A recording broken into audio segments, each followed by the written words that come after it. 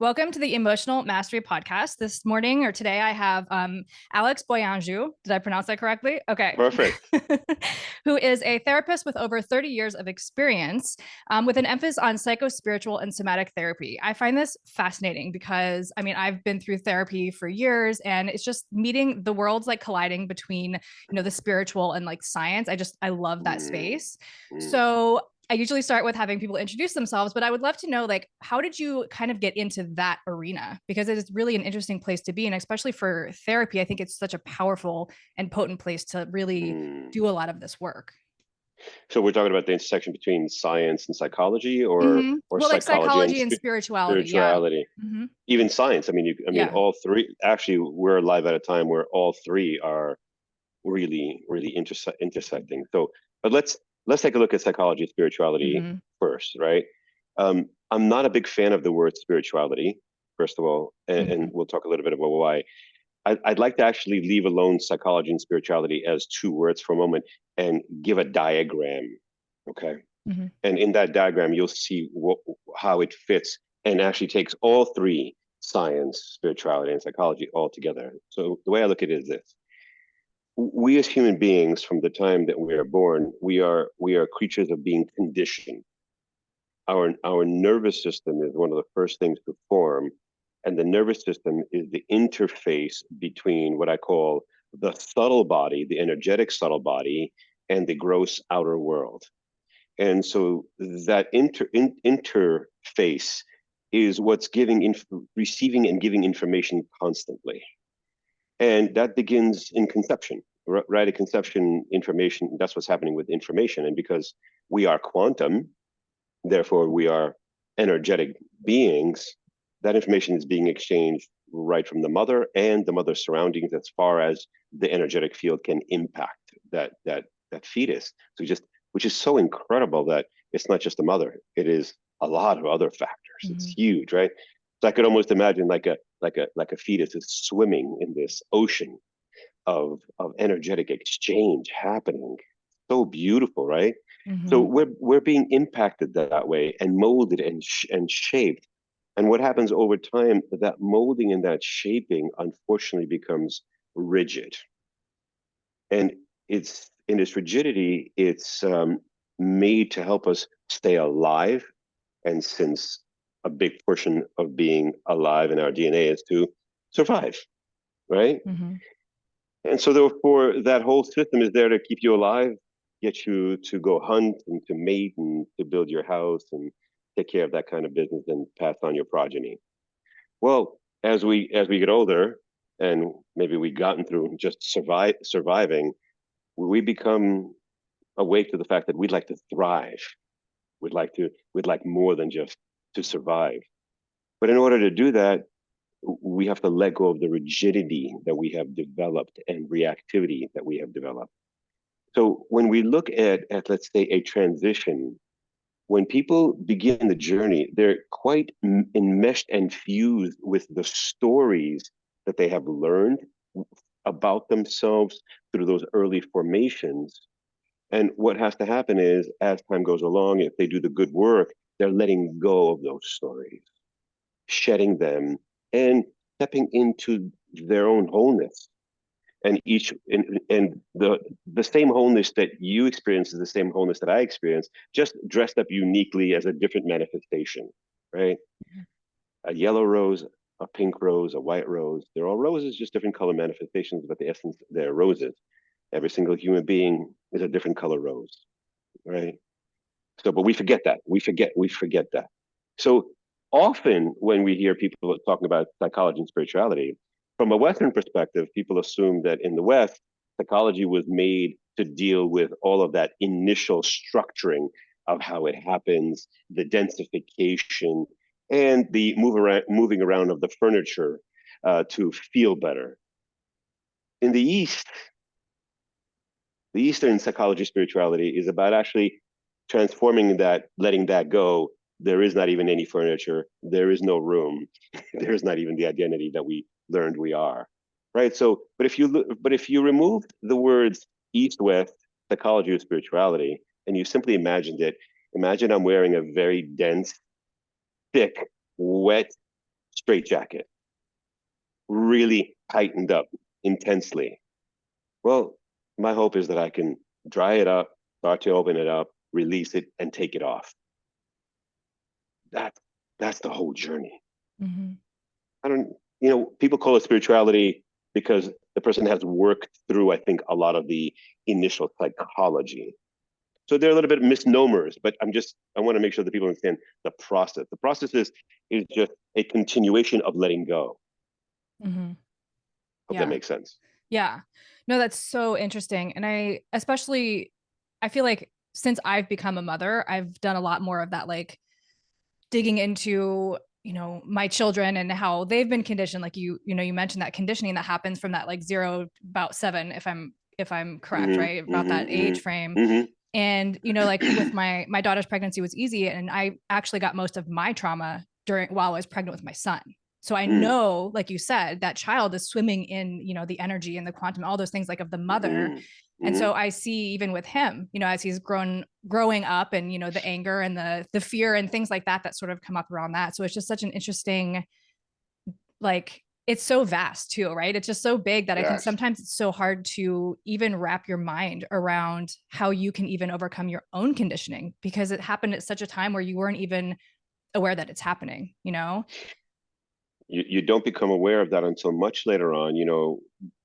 Most people in their 20s are practicing the conditioning. Mm-hmm. And I would say that it's by the time we hit around 25 to 30 that we start to kind of like can turn back on ourselves and say, wait, I'm getting a little bit tired of the conditioning and I'm not liking the way my relationships are going. I don't like the way I feel at work. I don't like the way I'm relating to people. I don't like the fact that I'm depressed or anxious. And there's a kind of an exploration of wanting it to be different. So I often say, like, 28 is that age where I see a lot of people being like, okay, look, I know that I'm part of the problem here. Mm-hmm. It's not like mom, dad, the world, everybody else, and all my bosses, right? Mm-hmm. Like maybe I Yeah. bring something to the table to this. Yeah. So, the other piece that people have a really hard time wrapping their minds around is the following: karma slash what I call temperament, right? Mm-hmm. And nobody can tell us how that actually is formed. Like, for example, temperament. You can have 3 children with 3 different temperaments, same mother, same father. Yes, maybe different ages, maybe something different. But temperament is so fascinating because I've always asked my mom, "Hey, how was I as a child? Like, tell me about me." And she goes, "Temperamentally, you're the same now as you were then." It's Mm-hmm. so interesting. So temperament plays a huge role in all of this. Mm-hmm. And temperament is hardwired. It's very difficult to change. You can work on it, but it's pretty deep in there. Yeah. You know, some people are just shy and they're shy their whole lives. Mm-hmm. Some people are just really bold and they've been bold their whole lives. Nothing, you can't say that this event happened to them, then this happened to them.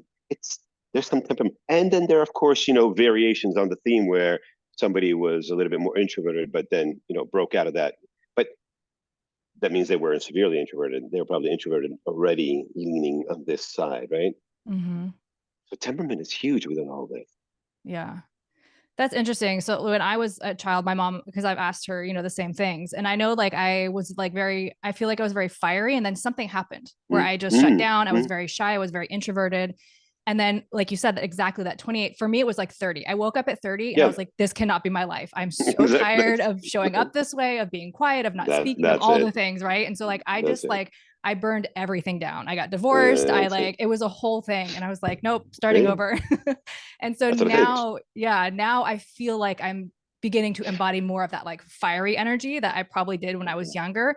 And I've Yeah. done a lot of work around like trying to identify what was the thing, right? That like had me so close in on myself. But it's, Mm, whatever it is, I feel like, because I didn't have like massive trauma in my childhood or anything like that. My parents are still together mm, and things like that. I think for mm, me, it was maybe more like emotional trauma where I wasn't heard or I was told to be quiet or things like that. But it's always so interesting, the trauma that a child perceives, It, and it as won't be, adult. it won't necessarily be, people have a mistake that it's a one.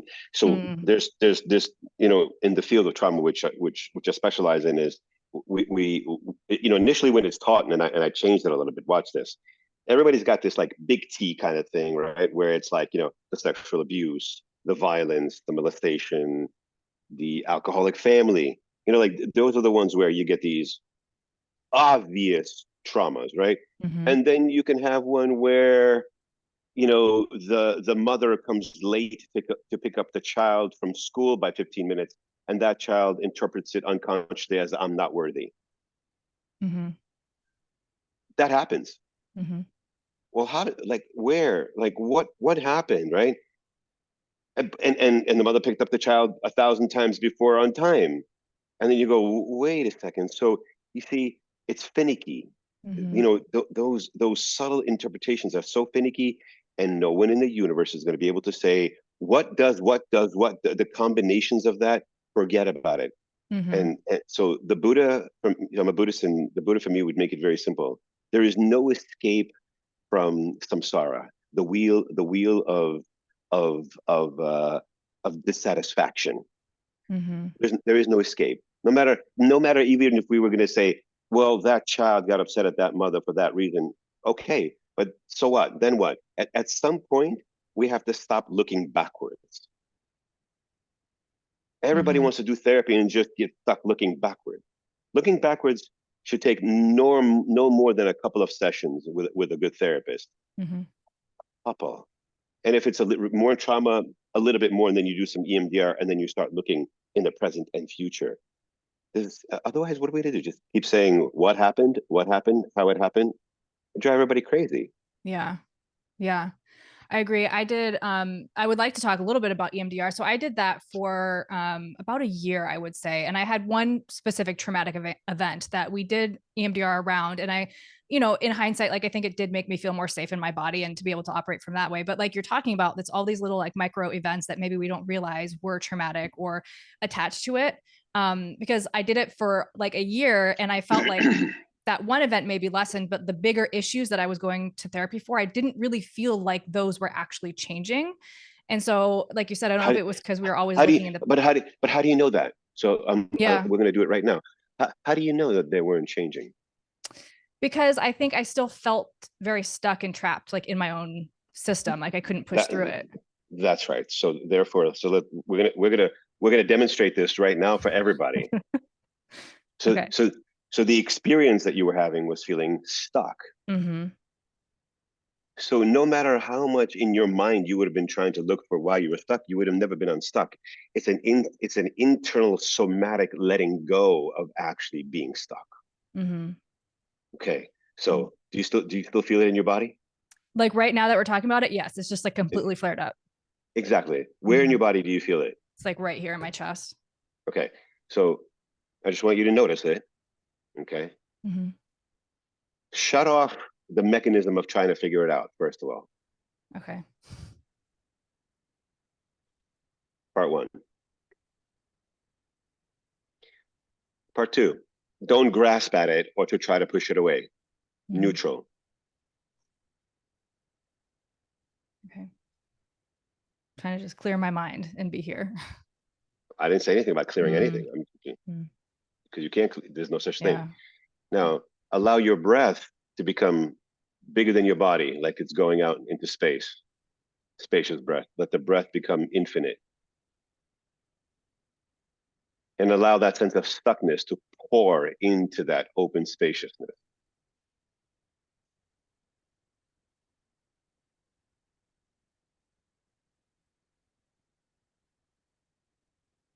It doesn't belong to you.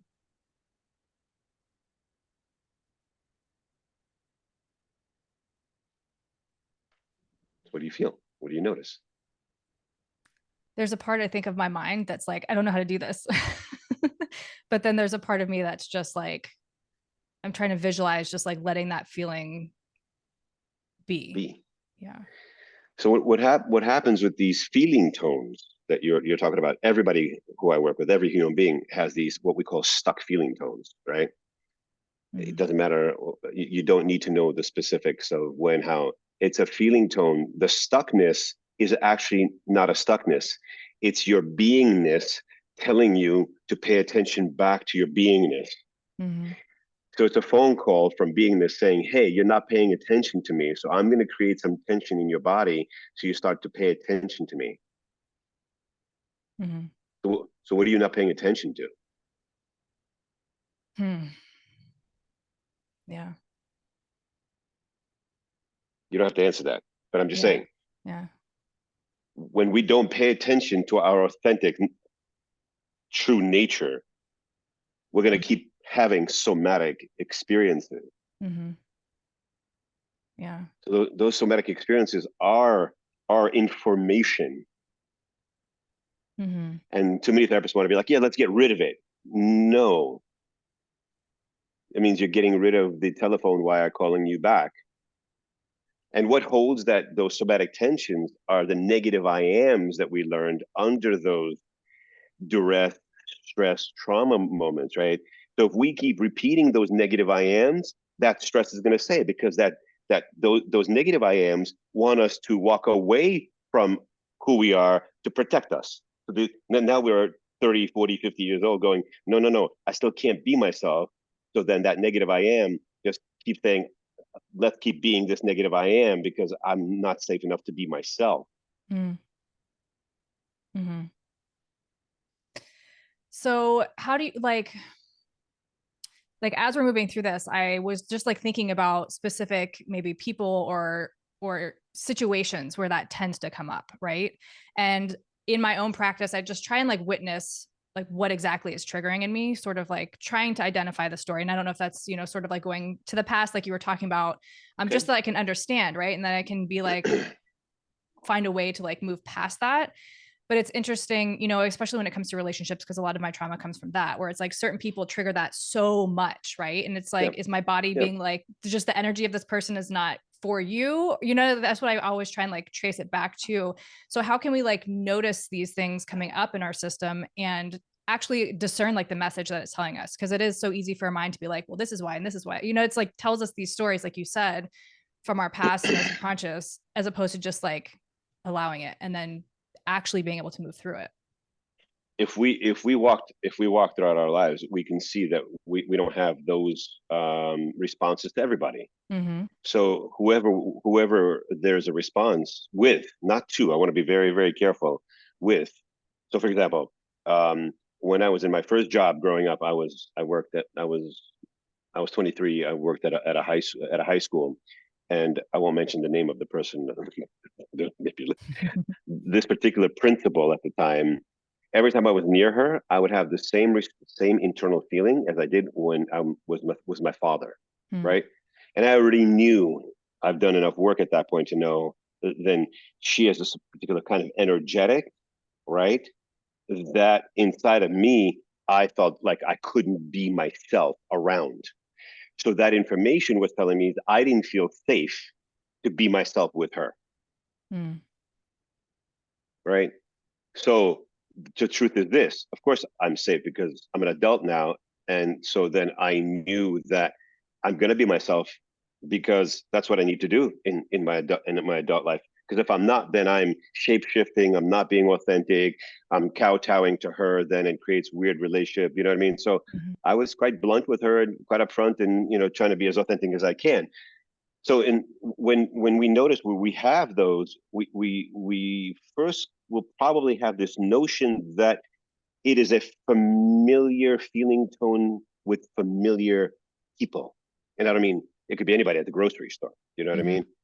So that's it's just a telltale sign. It's almost like, I don't know enough about music, but I guess it's like when two notes match up to each other somehow, Mm-hmm. whatever you want, whatever their music that's called. Horrible music, but it's like that. It's like that, Yeah. right?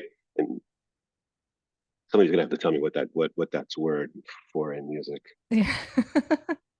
It's like It's, those examples you see of like somebody, yeah, plucks one thing and then the other one, the frequency is like the the same. frequencies, yeah, exactly, Uh-huh. exactly, Oops. exactly, exactly. It's like the two frequencies match up to each other, right? And Mm-hmm. so that means, there's a trigger going on, And the interpretation of that trigger is the belief that I cannot be myself here. That's really important. Yeah. And so then what are the steps to actually begin to, like you said, how were you able to then be like, okay, I have to be authentic, I have to be myself in this situation?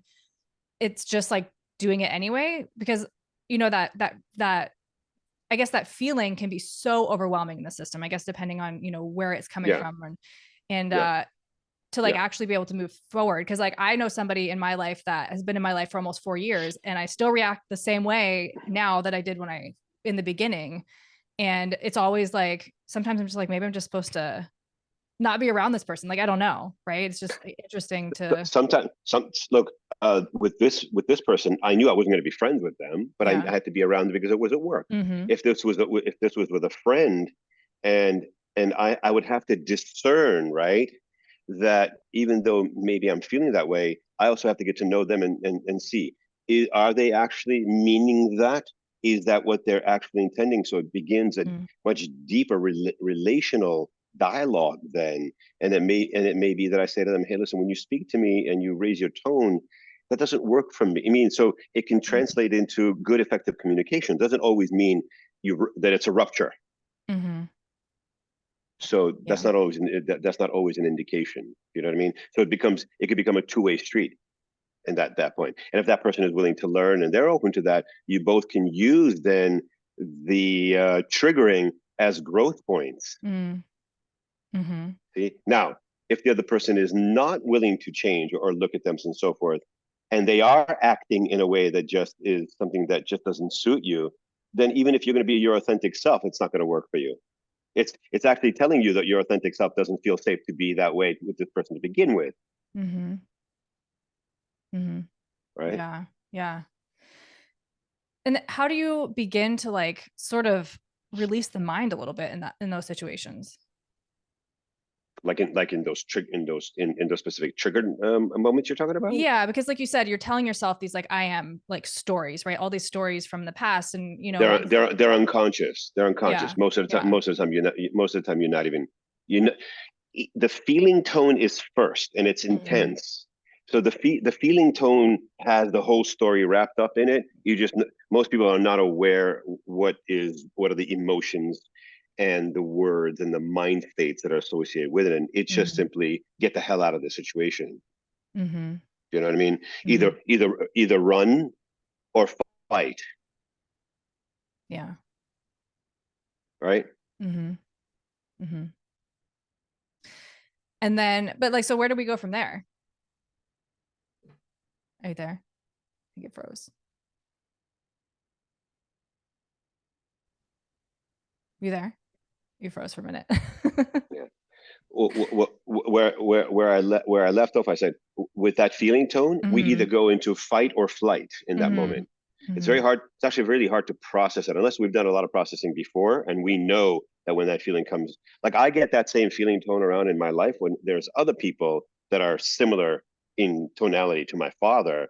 I still get that same feeling tone. It's just that Mm-hmm. I've been working with it my whole life, so I'm just like, okay, so I'm aware, and let me see what I need to do here. Is it is it that the person really can't see me? I don't want to be, like you get to evaluate that. Mm-hmm. So you have to Yeah. really understand. You have to know how to interpret the feeling tone. Mm-hmm. So it's just more of like, yeah, an awareness of it and like noticing when it comes up and sort of like People need allowing to do it. people need to do some psychotherapeutic work to really understand when it was formed, how it was formed, what its motivations were when it was formed. Because when it was formed in our childhoods, it was the feeling that we had when we weren't seen. Mm-hmm. That's what the body does. It's like it recoils and tenses because I'm not Yeah. being seen and I'm asked to be something other than who I am, right? Mm-hmm. So if I can't be myself, what happens? I have to be smaller. So these contracted feeling tones are like big prison, prison, prison, prison, prison, prison, prison. And if we have a lot of trauma, then we become really small, and that feeling tone is loud, loud, loud, loud. Mm-hmm. Right. Yeah. So then we need to do good therapeutic work so we can feel like we're coming out of that and we're safe. We're safe. First, that we're safe to ourselves, like safe to feel it for ourselves. Forget about it with others. Mm-hmm. safe to experience the pain and the crying and the damage that was done, the anger. I mean, I got clients who really need to learn to be angry. Hmm. You know what I mean?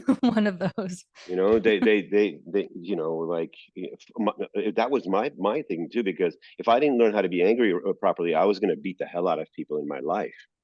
Hmm. You know? Hmm. Oh yeah, Yeah. I was looking for fights. Hmm. You Yeah. know? I did IFS for just like I did a couple sessions, and the very first one we were diving into that anger piece, and Hmm. my whole body started shaking, and I was just like I can't even. It scared me so much because I think and I think for a lot of people we're just not taught that it's healthy to express your anger, and within obviously not like Yeah. explosive, but to be No. able to express it. And for me, now that I'm raising a son Absolutely. who I see the anger come up and I see how he hits things or pushes and throws and things like that. And it's like I'm trying, it's so reflective for me of like I have to deal with Hmm. my own so that I Hmm. can show him that it's okay to express it, but how are we going to go about doing that? And so it's been really confronting. And what's right behind, and usually what's right behind anger? Fear. And Hmm. I don't know. The sadness comes up to me, but I don't know if is that correct? Yeah. Yeah. so it's anger, fear, anger, sadness, fear. Hmm. So if you look at that, when we're, let's say, within trauma, right? There's anger that we're being traumatized. We're scared. Hmm. There's fear. So we create these contractions inside so nobody can get inside and hurt us anymore. Hmm. We have to live behind those big walls of protection. There's fear. There's fear that somebody's going to come into that space that I'm trying to create a fortress around, Hmm. that feels like contraction in my heart chakra, Yeah. right? So the contraction in the heart chakra is always an indication of the sense of having to be small, to not to be seen, but wanting to be seen so desperately. Hmm. Yeah.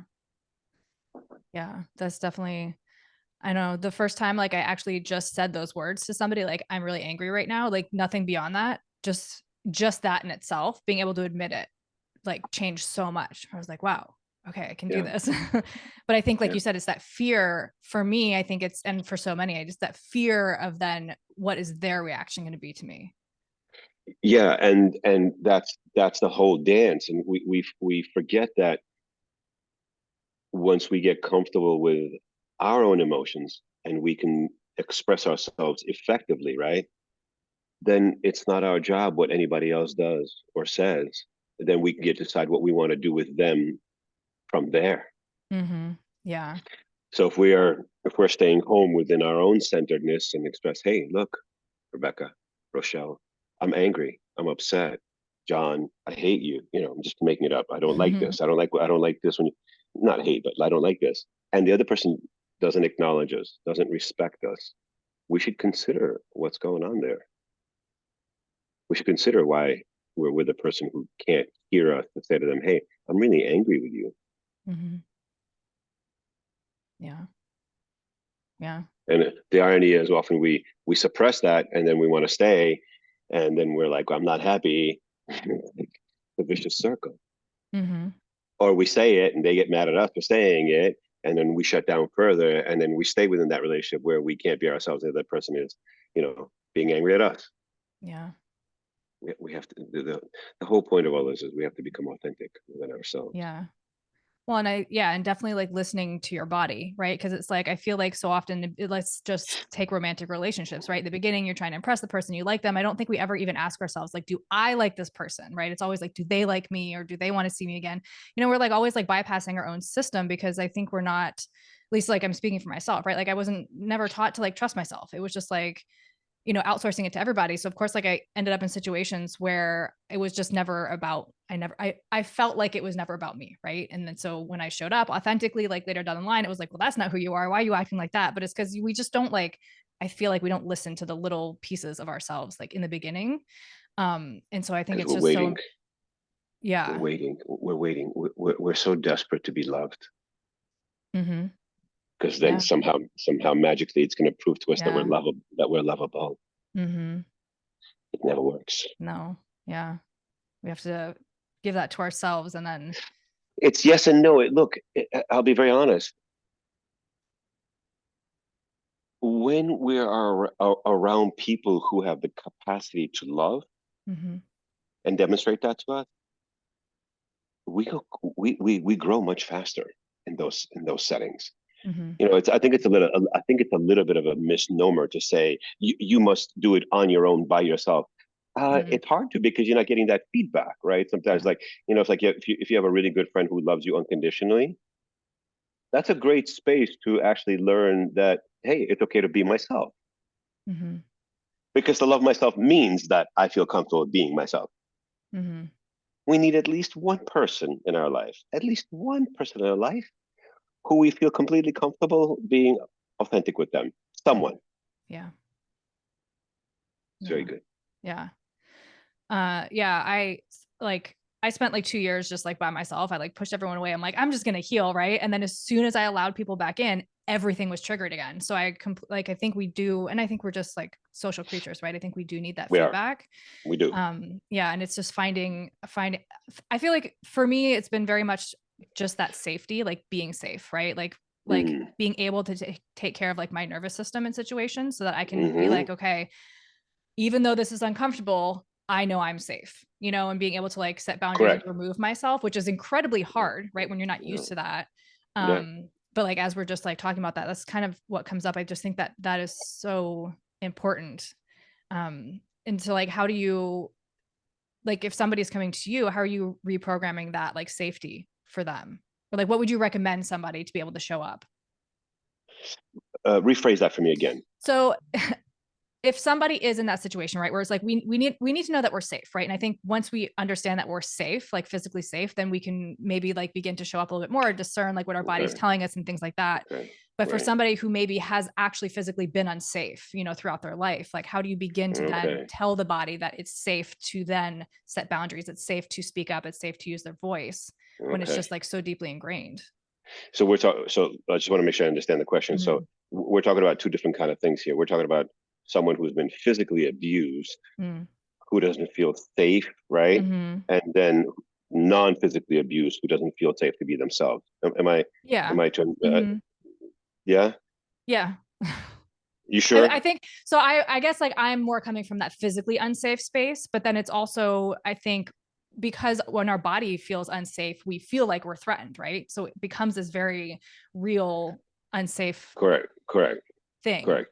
Yeah. I mean, look, people who've been physically abused, right? Let's start there, just because it's important to do that.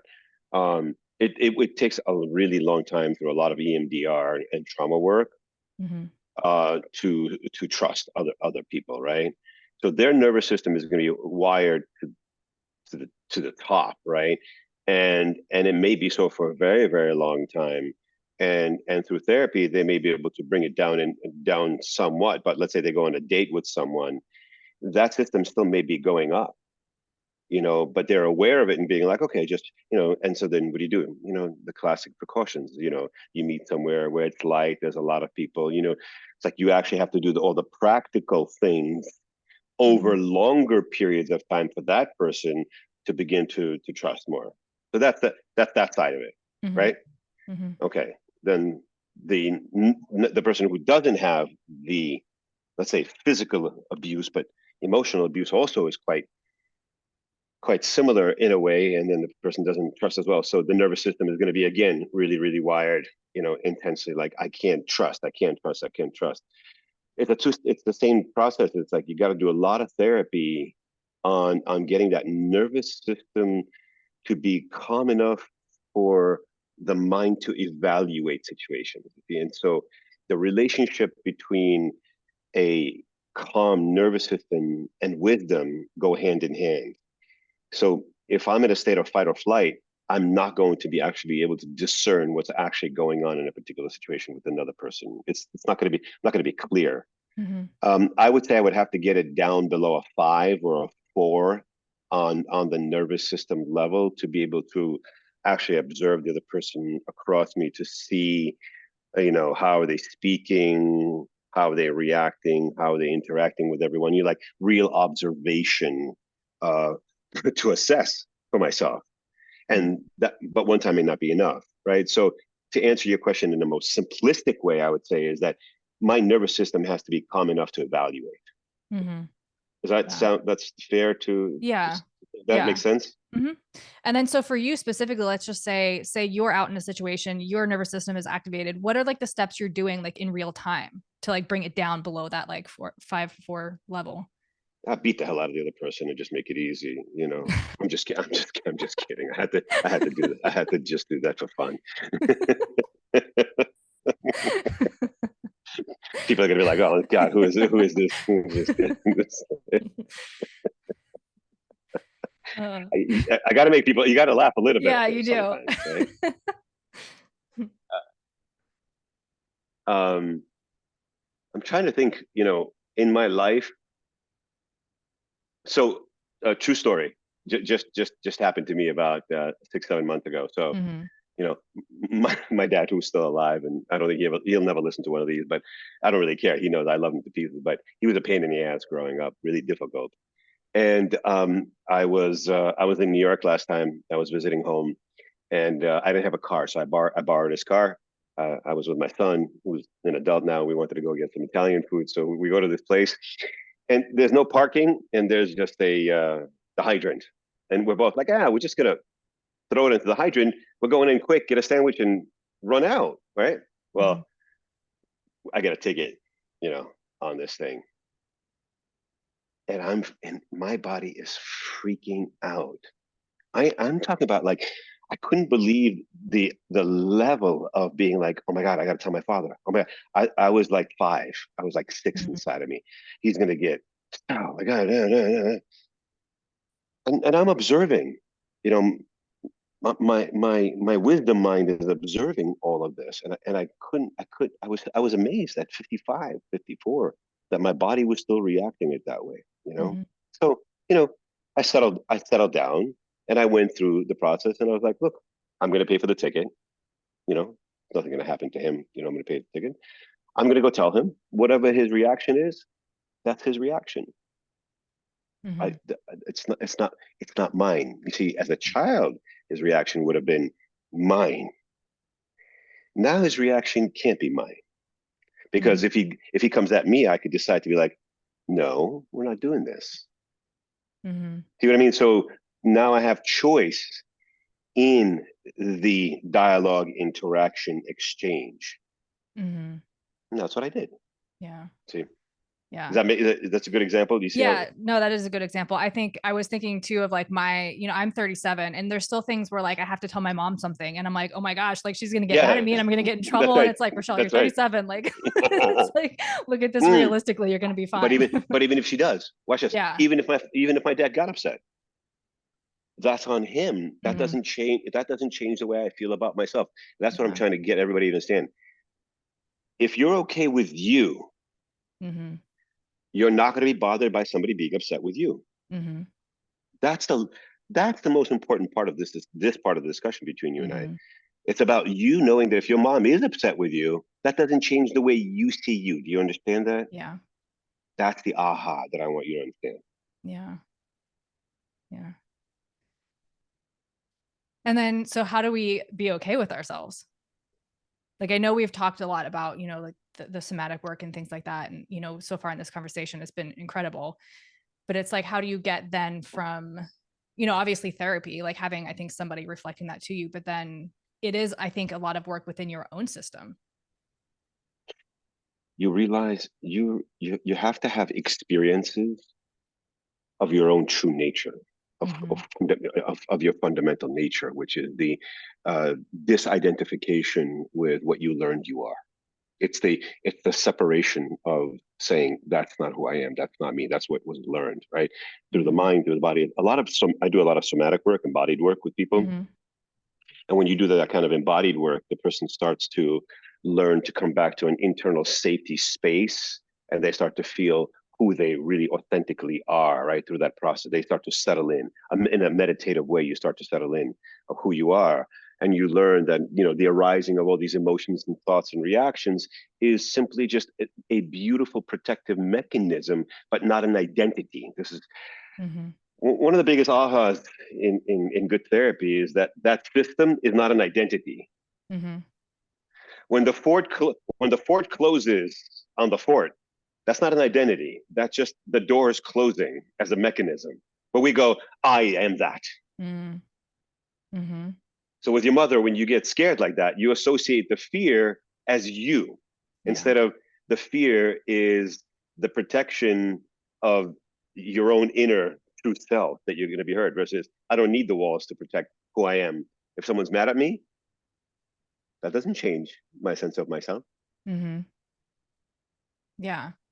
And It's I a think like, process. yeah, no, it definitely is. Cause I think that's what always like comes up to me is like the actual physical, I think the physical reaction to the subconscious thoughts for me is always like the thing, right? Cause it's a Everybody, complete full body system, right? Like response. And everybody. it's like, it's so Yeah. powerful that being able to like take that space is challenging. Right. And I think Yes. just Yes. for me, it's like I've just learned to like put a pause, right? Whether it's come to Yep. meditation or Yep. just have like 5 minutes or go to the bathroom and breathe or something so that I can come back to myself like in that response If you because it's like, if you read Basil Coke, Basil Basil Coke, Basil Vander Coke, the body keeps the score, mm-hmm, right? mm-hmm, The first section of the book is on how trauma is formed.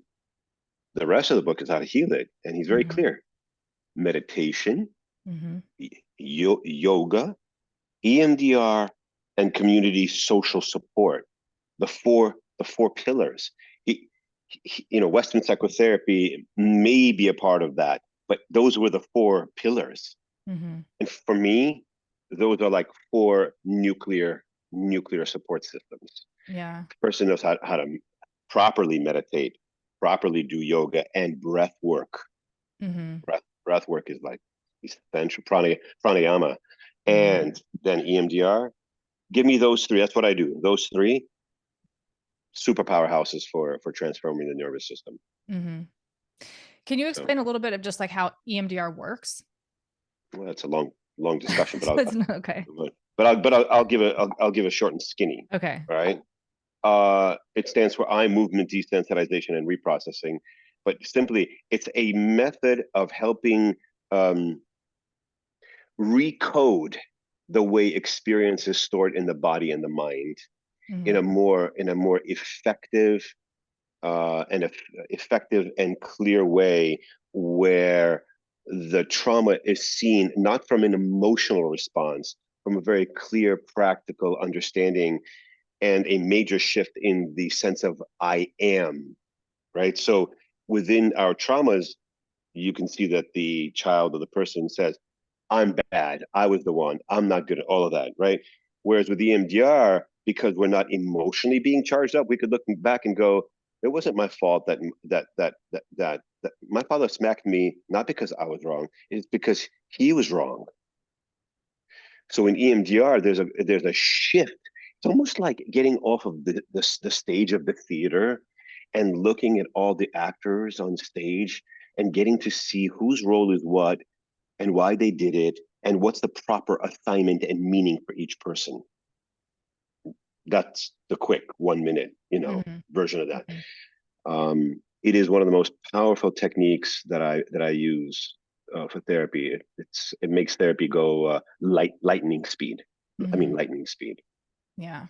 Yeah, Yeah, I did it for a while and it was always like blew my mind the things that would come up like as you're like sort of crazy. following the breadcrumbs of like thoughts and memories and things like that and it's just like Never wow, know how is what. that connected to like this, right? And it's just like Every day what I've been doing this for a long time. So every day when people will have a session, something like that will happen. They'd be like, I didn't even know that memory actually existed. And then they have a memory directly connected to what we're talking about. And that memory is the one that they needed to see mm-hmm, how a specific I am was formed.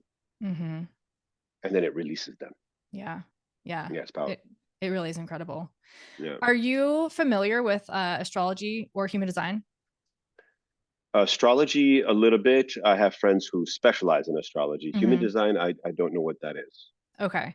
So it's sort of like loosely based on astrology as a part of it. It's got the Chinese I Ching, Kabbalah tree of life, quantum mechanics, and things like that. But I know you shared your birth time with me. So I pulled your astrology chart and your human Please. design chart. And what's really interesting, so the human design, I can actually share my screen just for a visual for you. Hmm. Let me see. So you I can hope I got my time of birth right. I always forget what it is when I first say. Can you see my screen here? It's I pretty can. like so like the details might not be like accurate, but this is what human design is. So it's So can I essentially can I just see my you got my birthday correct? It's February yeah, 20th, 1968, right? yep, 2 p.m. is What what you time? 2 gave 2 me. p.m. Yeah, that's it. Uh-huh. Okay, cool. Yeah. All right. So it's essentially it really like the core themes are like this type, strategy, and authority is what they talk about, right? It's your energetic body, it's your blueprint, it's sort of like your soul at the time of birth. So right in the beginning of this conversation, you talked about conditioning, right? And so when you look at this, you're extremely defined, which just means you're creating a lot of energy within yourself. And so anything that's in Hmm. white are the areas that you're taking in and amplifying, and you're open to conditioning from others. Okay. And so I've had this visual like as you've been speaking. And so as you can see, like this is your crown chakra, your head, your ajna, your throat, your heart is split in two in this specific in human design. So this is your G center is like love, direction, purpose, and then you have your will, your ego, right? Your will, your Hmm. ego, your sacral, your root, and then this is your spleen and your solar plexus. So it's like sort of split into two in this in Okay. this. All So right. the only thing that you have undefined is your emotions, essentially, right? Okay. Okay. And so you're taking in and amplifying. So that anger that you're talking about, right? It's sort of like when you're looking from a human design perspective, you are taking in and amplifying the emotions that are coming off of others. So in theory, if you are alone, there's no animals around you, there's no kids around you, there's no other human beings. In theory, you're technically emotionally pretty neutral for a lot of the times. Like you would sort of wake Almost. up in the same Oh, mood. I'm.